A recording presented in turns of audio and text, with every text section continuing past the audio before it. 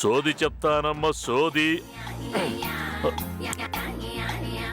తప్పిదము చేసి తిని ఆకారం మార్చి తిని స్వరం మార్చుట మరచి తిని. సోది చెబుతానమ్మ సోది.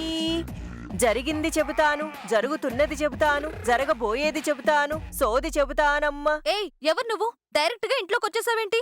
యాడకైనా వస్తాను, ఏదైనా చెబుతాను. ఈ జగమంత నా ఇల్లే తల్లే. కంచి కామాక్షి పలుకు, బెజవాడ కనక దుర్గమ్మ పలుకు, అంతా సత్యమే చెబుతాను తల్లే. నువ్వు నాకేం చెప్పక్కర్లేదు, ముందు వెళ్ళు బయటికి. అంత కోపం ఎందుకు తల్లే? ఆడది అణుకుగా ఉండాలి తల్లే, కోపం ఉండకూడదు తల్లే. ఆ కోపంతోనే నీ సంసారాన్ని పాడు చేసుకున్నావు తల్లే. మహాలక్ష్మిలా ఉన్నావు, చానా మంచిదానవు తల్లి. కానీ నిజం తెలుసుకోలేకపోతున్నావు. సోదిగిదేం చెప్పక్కర్లేదు, మా గురించి మాకు తెలుసు, నువ్వు బయటికి వెళ్ళావు. తెలుసంటున్నావు. ఏమి తెలుసు నీకు? తెలిసి నాటకాలాడుతున్నారు, పిల్లల్ని మోసం చేస్తున్నారు.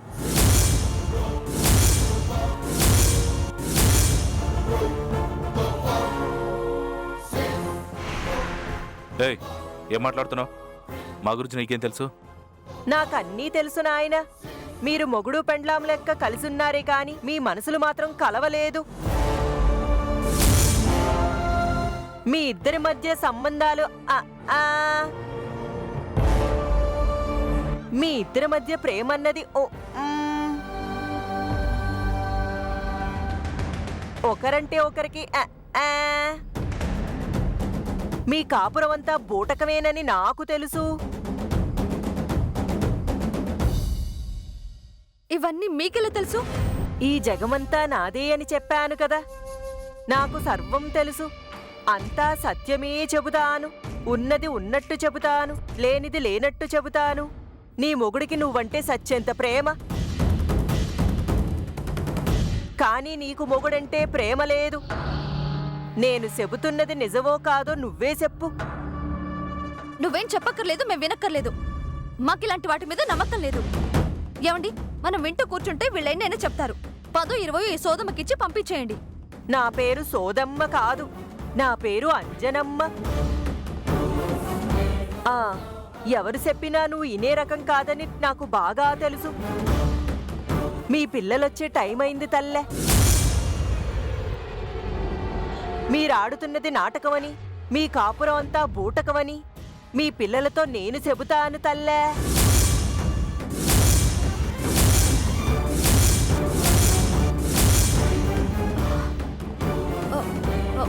ఇదిగో, పిల్లల ముందు ఇలాంటి విషయాల గురించి మాట్లాడడం బాగోదు. నువ్వు సోది చెప్పేది డబ్బుల కోసమే కదా? ఇస్తాను. ఏమండి, ఓ 200 ఇచ్చి పంపించేయండి. నేను డబ్బుకి ఆశపడే మనిషిని కాదు. అమ్మా, అలాంటి వాళ్ళది నిజమైన ప్రేమ కాదు, అది వ్యామోహం. ఎగ్జాక్ట్లీ చిన్నత్త. నిజంగా ప్రేమించుకున్న వాళ్ళు అలా చేయరు. ఎంత మనసు విరిగిపోతే కన్న కూతుర్ని పట్టుకొని మా దృష్టిలో చచ్చిపోయా ఉంటుందా తల్లి?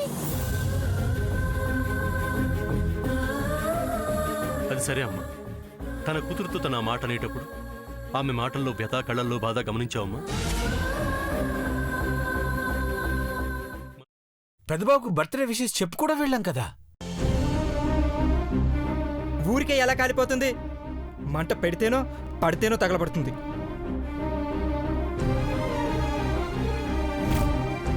కరెక్ట్ చిన్నబాబు, నీకొచ్చినట్టే నాకు డౌట్ వచ్చింది. పార్వతే షర్టును తగలబెట్టిందనుకుంటా.